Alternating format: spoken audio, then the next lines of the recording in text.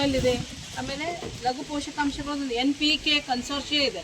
ನಾವು ಬರೀ ಯೂರಿಯಾ ಹಾಕೋದು, DAP ಹಾಕೋದು, ಕಾಸ್ಟ್ಲಿ ದೊಡ್ಡ ಬ್ಯಾಗ್ಗಳು ಹೊತ್ಕೊಂಡು ಬರೋದ್ರಾಗ ಈ ವಿಜ್ಞಾನಿಗಳು ಏನು ಮಾಡಿದ್ದಾರೆ ಅಂದರೆ ಅತಿ ಸಣ್ಣ ಒಂದು ಈಸಿಯಾಗಿ ಕ್ಯಾರಿ ಆಗಬೇಕು. ಆಮೇಲೆ ಭೂಮಿದು ಗೊಬ್ಬರ ಹಾಕಿದ ತಕ್ಷಣ ಭೂಮಿ ಹಾಳಾಗ್ತದೆ. ಇದಾದರೆ ಡೈರೆಕ್ಟ್ ಎಲೆಗಳ ಮೇಲೆ ಬರ್ತದೆ. ಅದಕ್ಕೆ ನ್ಯಾನೋ ಯೂರಿಯಾ, ನ್ಯಾನೋ DAP ಇಂಥ ಒಂದು ಏನು ಹೊಸ ಪೋಷಕಾಂಶಗಳು, ಹೊಸ ಕೆಮಿಕಲ್. ಈಗ ಆಲ್ರೆಡಿ ವರ್ಷ ಮೇಡಮ್ ಅವರು, ಸತೀಶ್ ಶೆಟ್ಟರ್ ಅವರು ಹೇಳಿರೋ ಪ್ರಕಾರ NPK ಕನ್ಸೋರ್ಷಿಯ ಇದೆ, ಲಿಕ್ವಿಡ್ ಬಯೋಫರ್ಟಿಲೈಸರ್ ಇದೆ. ಬಯೋಫರ್ಟಿಲೈಸರ್ ಅಂದ್ರೆ ಜೈವಿಕ ಒಂದು ಪೋಷಕಾಂಶ. ಕೆಮಿಕಲ್ಗಳು ಆದಷ್ಟು ಕಡಿಮೆ ಬಳಸಬೇಕು. ಆ ಕೆಮಿಕಲ್ ಜಾನುವಾರುಗಳು ತಿಂದು ನೀರೆಲ್ಲ ನದಿಗೆ ಹರಿದು ಹೋಗಿ ಆದಷ್ಟು ಈಗ ನಾವು ಮತ್ತೆ ಮರಳಿ ಗೂಡಿಗೆ ಬರುವಂಥ ಕಾಲ ಬಂದೇ ಬರ್ತದೆ. ಕೆಮಿಕಲಿಂದ ಎಷ್ಟು ಹೆಲ್ತ್ ಹಜಾರ್ಡ್ಸ್ ಆಗ್ತವೆ, ಮನುಷ್ಯರಿಗೆ ಬುದ್ಧಿ ಮೌಂದೆ ಹುಡ್ತಾ ಇದ್ದಾವೆ. ಇದನ್ನೆಲ್ಲ ತಡೆಗಟ್ಟಲಿಕ್ಕೆ ಸ್ವಲ್ಪ ನಾವು ಮತ್ತೆ ಕೆರೆ ನೀರನ್ನು ಕೆರೆಗೆ ಚೆಲ್ಲಿ ಅನ್ನುವಂತೆ ಸಾವಯವ ಕಡೆ ನಾವು ಲಕ್ಷ್ಯ ಹರಿಸಬೇಕಾಗ್ತದೆ. ಈ ಒಂದು ಉದ್ದೇಶದಿಂದ ಈ ಗ್ರಾಮವನ್ನು ಆಯ್ಕೆ ಮಾಡಿದ್ದೇವೆ ಸರ್. ಈ ಗ್ರಾಮದಲ್ಲಿ ಈಗ ಆಲ್ರೆಡಿ ಇವರು ಪಟ್ಟಿ ಮಾಡ್ಕೊಂಡಿದ್ದಾರೆ. ತಾವು ಸಾಂಕೇತಿಕವಾಗಿ ಒಂದು 4-5 ಜನರಿಗೆ ಕೊಟ್ಟಿದ್ಮೇಲೆ ನಾವು ರಿಜಿಸ್ಟ್ರೇಷನ್ ಮಾಡಿಕೊಂಡ ರೈತರಿಗೆ ಕೊಡ್ತೀವಿ. ಈ ರೈತರು ತೊಗೊಂಡು ಹೋಗಿ ಇದ್ರ ಸರಿಯಾಗಿ ಯಾಕಂದರೆ ಇದು ತುಂಬ ಕಾಸ್ಟ್ಲಿ ಇರೋ ಕೆಮಿಕಲ್ಸ್ ಇದೆ. ಇದು ಸುಮ್ಮನೆ ಯಾವುದೋ ಒಂದಿಲ್ಲ, ಕೊರೆಜಿನ್ ಇದೆ. ನೀವು ಶಾವ್ಗಿ ಅಂತ ಹೇಳ್ತಿರಲ್ಲ, ಎಲ್ಲರೂ ರೈತರಿಗೆ ಉಚಿತವಾಗಿ ಕೊಡ್ತಾ ಇದ್ದೀವಿ ಅಂದಾಗ ಇದನ್ನು ಸರಿಯಾಗಿ ತಿಳ್ಕೊಂಡು ಸರಿಯಾದ ಪ್ರಮಾಣದಲ್ಲಿ ಹೊಡಿರಿ. ಯಾಕಂದರೆ ಇದೆ ಅಂದ ತಕ್ಷಣ ಜಾಸ್ತಿ ಹೊಡೆದು ಬೆಳೆ ಸುಟ್ಕೊಂಡು ಬೆಳೆ ಹಾನಿಯಾಗಿ ಹಿಂಗಾಗ್ತಾ ಇದೆ. ಈಗ ಆಲ್ರೆಡಿ ನಾನು ಸರ್ ಬೆಳಿಗ್ಗೆ ಹೇಳುವ ಹಾಗೆ ಈ ತಿಂಗಳಲ್ಲಿ ಮಳೆ ತುಂಬಾ ಕಡಿಮೆ ಆಗಿದೆ ಸರ್. ಈಗ ಆಲ್ರೆಡಿ ಇವತ್ತಿನ ಆ್ಯಸ್ ಆನ್ ಡೇಟ್ ಯಾಕಂದರೆ ಬೆಳೆ ಮನುಷ್ಯರ ವಿಮೆ ಹೆಂಗೆ ಮಾಡ್ಕೊತೀವಿ, ಬೆಳೆ ವಿಮೆ ಕೂಡ ಅಷ್ಟೇ ಅವಶ್ಯಕತೆ ಇದೆ. ಮಳೆ ಯಾವಾಗ ಕೈ ಕೊಡ್ತದೋ ಗೊತ್ತಿಲ್ಲ. ಹೀಗಾಗಿ ರೈತರು ತುಂಬಾ ಜ್ಞಾನಿಗಳಾಗಿದ್ದಾರೆ ಸರ್. ನಮ್ಮ ಮಾತಿಗೆ ಬೆಲೆ ಕೊಟ್ಟು ಅವರು ಮಾಡ್ತಾ ಇದ್ದಾರೆ, ನಮಗೂ ತುಂಬ ಖುಷಿ ಆಗ್ತಾ ಇದೆ. ಹಾಗಾಗಿ ಈ ಒಂದು ಔಷಧಿನೂ ಕೂಡ ಎಲ್ಲರೂ ಇದರ ಸದ್ಬಳಕೆ, ಅದು ಬೆಳೆ ಪರಿಹಾರ ಕೂಡ ಬಂತು. ಇನ್ಸೂರೆನ್ಸ್ ಕೂಡ ನಮ್ಮ ಜಿಲ್ಲೆಯಲ್ಲಿ ಸಾಕಷ್ಟು ಮೊತ್ತ ಬಂದಿದೆ ಸರ್. ಆಮೇಲೆ ಬೆಳೆ ಪರಿಹಾರನೂ ಬಂದಿದೆ. ಈ ಸಲನೂ ಕೂಡ ರೈತರು ನಾವು ಸಾಕಷ್ಟು ಪ್ರಚಾರ ಕೊಟ್ಟಿದ್ದಕ್ಕೆ ನಮ್ಮ ಮಾತಿಗೆ ಬೆಲೆ ಕೊಟ್ಟು ಬೀದರ್ ತಾಲೂಕಲ್ಲಿ 40,000 ರೈತರು 40,000 ಅಪ್ಲಿಕೇಶನ್ಸ್ ಇನ್ಸೂರೆನ್ಸ್ ಆಗಿದೆ. ಇಡೀ ರಾಜ್ಯದಲ್ಲೇ ಬೀದರ್ ಜಿಲ್ಲೆ ಜಾಸ್ತಿ ಆಗಿದೆ. ಬೀದರ್ ಜಿಲ್ಲೆಯಲ್ಲಿ ಒಟ್ಟು 44,000 ರೈತರಲ್ಲಿ ಆಲ್ರೆಡಿ 40,000 ರೈತರು ಇನ್ಸೂರೆನ್ಸ್ ಮಾಡ್ಕೊಂಡಿದ್ದಾರೆ. ಅದಕ್ಕೆ ನಾನು ನಮ್ಮ ಇಲಾಖೆ ಪರವಾಗಿ ಎಲ್ಲ ರೈತರಿಗೆ ನಾನು ನನ್ನ ಪರವಾಗಿ ವೈಯಕ್ತಿಕ ಧನ್ಯವಾದ ಹೇಳ್ತೀನಿ. आज हम सुबह से गांव विलेज पूरे जाके किसानों से मिल रहे हैं. सभी एग्रीकल्चर ऑफिसर मेरे साथ, रेवेन्यू ऑफिसर्स और केवी पावर डिपार्टमेंट के, इस तरह से MI डिपार्टमेंट के सभी लोग हैं. तो सभी किसानों को एडवांस में बीज दिए गया था.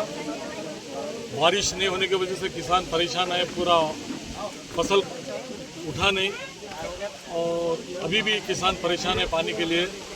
और अभी हम डिपार्टमेंट के तरफ से एग्रीकल्चर डिपार्टमेंट, MI और आपके दूसरा डिपार्टमेंट रेवेन्यू डिपार्टमेंट के मेन स्पेशल मैडम हमारे जो ED है, स्पेशल किसानों को ट्रेनिंग देने का काम.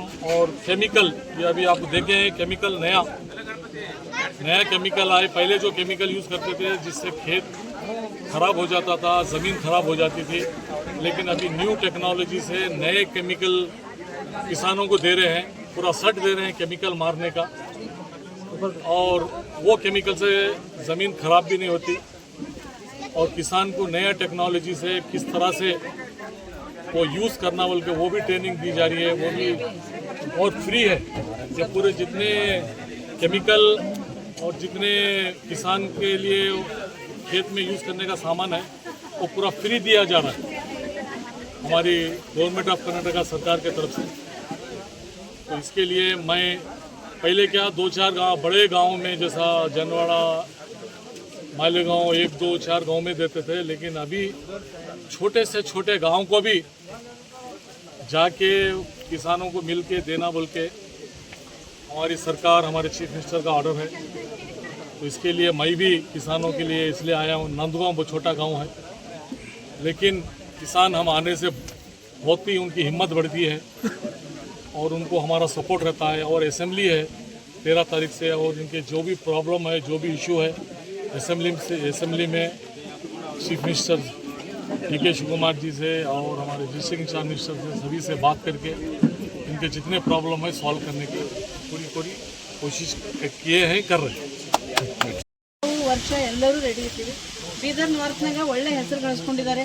ನಿಮ್ದು ಯಾವುದೇ ತೊಂದರೆ ಇದ್ದರೂ ಮೇಡಮ್ ಅವ್ರಿಗೆ ಹೇಳ್ರಿ, ನನಗೆ ಹೇಳ್ರಿ, ದಯವಿಟ್ಟು ಕೃಷಿ ಹೊಂಡದ ಒಂದು ಸ್ವಲ್ಪ ಮಾಡ್ಕೊಡ್ರಿ ಅಂತ ಈ ಸಲ ಪ್ರೆಷರ್ ಹಾಕ್ತಾ ಇದ್ದೀವಿ. ಯಾಕಂದ್ರೆ ನೋಡ್ರಿ ಬಿಸಿಲು ಇದು ಈ ವಾತಾವರಣ ಇವತ್ತು ನೋಡಿದ್ರೆ ಇದು ಮಳೆಗಾಲದ ಆಗಸ್ಟ್ 10ನೇ ತಾರೀಕು ಅಂತ ಅನ್ಸೋದೇ ಇಲ್ಲ ಸರ್. ಇದು ನೋಡಿದ್ರೆ ಎಷ್ಟು ರಕ ಬಿಸಿಲು ಅನಿಸ್ತಾ ಇದೆ. ಇಂಥ ಒಂದು ಸಿಚುವೇಶನ್ದಾಗ ಏನಾಗ್ತದೆ ಅಂದ್ರೆ ಕೃಷಿ ಹೊಂಡ ಇತ್ತಂದ್ರೆ ನೀರು ನಿಮ್ಮಲ್ಲೇ ಇರ್ತದೆ. ಆ ಕೃಷಿ ಹೊಂಡಕ್ಕೆ ಒಂದು ಡೀಸೆಲ್ ಪಂಪ್ ಸೆಟ್ ಕೊಡ್ತೀವಿ, ಅದಕ್ಕೊಂದು ದೊಡ್ಡ ಸೈಜ್ ಒಂದು ದಪ್ಪಂದು ತಾಡ್ಪತ್ರೆ ಕೊಡ್ತೀವಿ. ಅದ್ರಾಗ ನೀರು ಇದ್ದಿದ್ದ ನೀರು ನೀವು ಒಂದೆರಡು ಸ್ಪ್ರಿಂಕ್ಲರ್ ಕೊಡ್ತೀವಿ. ಅವು ಬೆಳಿಗ್ಗೆ ಹಾಕೊಂಡ್ರೆ ಒಂದೆರಡು ಪ್ರೊಟೆಕ್ಟಿವ್ ಇರಿಗೇಷನ್ ಸಾಯೋರಿಗೆ ಹೆಂಗೆ ಗ್ಲುಕೋಸ್ ಹಚ್ತಾರಲ್ಲ ಆ ಥರ ಆಗ್ತದೆ. ಅದಕ್ಕಿಂತ ಯೋಜನೆಗಳು ಸ್ವಲ್ಪ ಶಾಂತಿ, ಇಂಥ ಯೋಜನೆಗಳು ಇಲಾಖೆಯಲ್ಲಿ ಸಾಕಷ್ಟು ಅವ. ತಮಗೆಲ್ಲರಿಗೂ ಗೊತ್ತದ, ಪ್ರತಿಯೊಂದು ಯೋಜನೆ ಲಾಭ ಪಡ್ಕೊಳ್ತಾ ಇದ್ದೀರಿ. ಈಗ ಇನ್ಸೂರೆನ್ಸ್ನೂ ತುಂಬಿದ್ದೀರಿ. ಅದ್ರ ಜೊತೆಗೆ ಯಾವುದೇ ಒಂದು ಕೃಷಿ ಯಾಂತ್ರೀಕರಣ, ಲಘು ನೀರಾವರಿ, ಕೃಷಿ ಹೊಂಡ, IFS ಅಂತ ಒಂದು ಸಮಗ್ರ ಕೃಷಿ ಪದ್ಧತಿ ಅನ್ನೋದೊಂದು ಹೊಸ ಸ್ಕೀಮ್ ಇದೆ. ಆ ಸ್ಕೀಮ್ನಾಗೂ ಮೇಡಮ್ ಅವ್ರ ಹತ್ರ ಹೋಗ್ರಿ. She is very good worker. ನೀವು ಯಾವುದೇ ಏನೇ ತೊಂದರೆ ಇದ್ರೂ ನನಗೆ ಫೋನ್ ಮಾಡಿರಿ. ನಮ್ಮ ಕೈಲಾಗಿಲ್ಲ ಅಂದ್ರೆ ನಾವು ಸರ್ ಹೆಲ್ಪ್ ತೊಗೊಳ್ತೀವಿ. ಸರ್ ಇಂಥ ಯೋಜನೆ ನಮ್ಮ ಹಳ್ಳಿ ಲಾಸ್ಟ್ ಸಣ್ಣ ಹಳ್ಳಿಗಳಿಗೆ ಬೇಕಾಗಿದೆ ಸರ್ ಅಂತೇಳಿ ನಾವು ಅವರಲ್ಲಿ ಮನವಿ ಮಾಡ್ಕೋತೀವಿ. ಇಲ್ಲಿವರೆಗೆ ನಾವು ಯಾವುದೂ ರಿಕ್ವೆಸ್ಟ್ ಮಾಡ್ಕೊಂಡಿದ್ದು ಸರ್ ಇಲ್ಲ ಅಂತ ಹೇಳಿಲ್ಲ ಸರ್. ಹೀಗಾಗಿ ನಾನು ತಮ್ಮ ಗ್ರಾಮಸ್ಥರ ಪರವಾಗಿ ಹಾಗೂ ನನ್ನ ವೈಯಕ್ತಿಕ ಮತ್ತು ನನ್ನ ಕೃಷಿ ಇಲಾಖೆ ಪರವಾಗಿ, ವೇದಿಕೆ ಮೇಲೆ ಇರುವಂಥ ಎಲ್ಲ ಹಿರಿಯರ ಪರವಾಗಿ ನಾನು ತುಂಬ ಹೃದಯದ ಧನ್ಯವಾದಗಳನ್ನ ಸರ್ರಿಗೆ ಅರ್ಪಿಸ್ತೇನೆ. ಸಮಯ ಭಾಳ ಆಗ್ತಾ ಇದೆ, ಅದಕ್ಕೆ ನೀವು ರೈತರು ಸ್ವಲ್ಪ ಮುಂದೆ ಬಂದು